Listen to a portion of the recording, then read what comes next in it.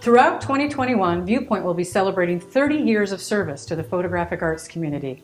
This is a milestone celebration and a perfect opportunity to thank all the people who have helped make this possible. From our visionary founders to our current supporters and future leaders of tomorrow, we salute you. We begin the festivities with our February exhibit, Viewpoint, a 30-year legacy. Hello, welcome to the virtual walkthrough of the Legacy Show. This is our celebration of 30 years of bringing art to Sacramento, and through our members and volunteers, that's what we're celebrating. So I'm going to walk with you through, but let me tell you, it's nothing like seeing it in person. So the show is up until March 6th. Please make it a trip downtown and be entertained by seeing some beautiful art. This, for example, is a close-up threesome done by Michael Corlew, a former president of Viewpoint. And we're going to walk around and see some other work, and I'll make some comments, but when you come, you'll see other things. I asked David Wong this morning, how in the world did you take this image that had all this lightning in it, and learned that it was done at 3 a.m. in the morning, all alone as a storm came? So this is 3D by Rick Horner, who is giving us his created, photography is usually about subject and about the subject really being there, but this is a created piece. Photography is always about time. In Gene Kennedy's piece, this is Mount St. Helens in 1989, and you can still see the toothpicks of the trees as they're scattered when the mountain blew up.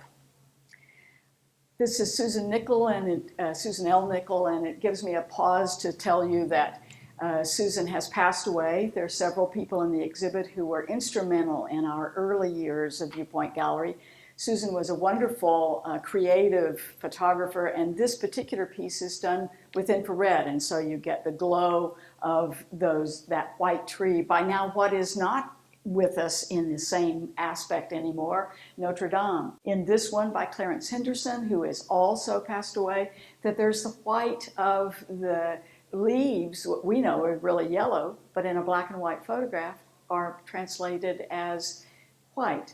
And that's partly what photography does, is translate the world for us. So Mark Thomas's uses a slow shutter speed that is doing time captures, the slow-mo kind of effect. And it's like the clouds are moving on you when you're watching the building below. Here John Romey has captured the oaks, our wonderful California oaks, and the curves.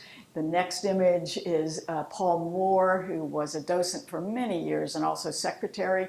He will have a show next year, although Paul has passed away. These two metal images are by Dave and Gay Kent.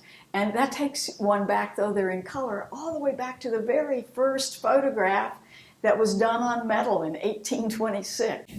You can't look at this wall without finding forms that complement each other. It's almost like they were cousins. So this is the George and Joanne Aiello and our wonderful Gold Country, and Veronica Hicks and the curve and stairs, the classic sign. And then look at those lines become the lines of the silo by Richard Halliburton.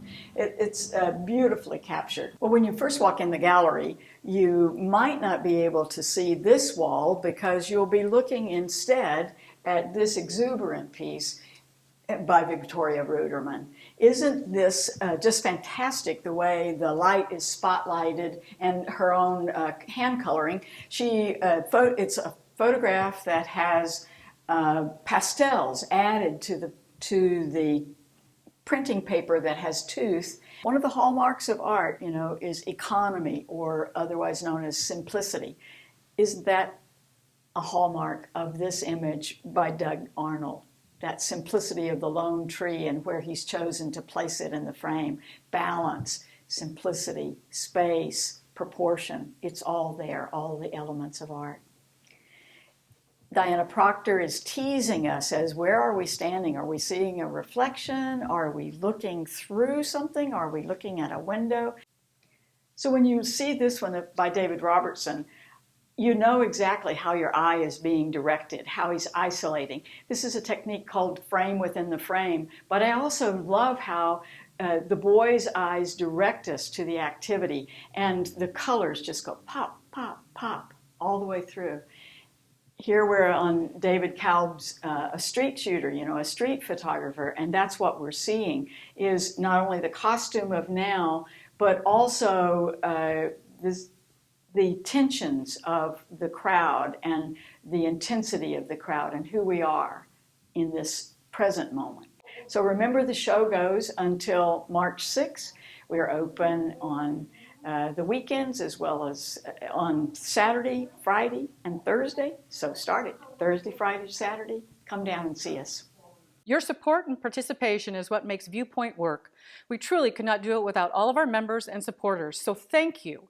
Please visit our website homepage for updates, details, and links to merchandise. Enjoy!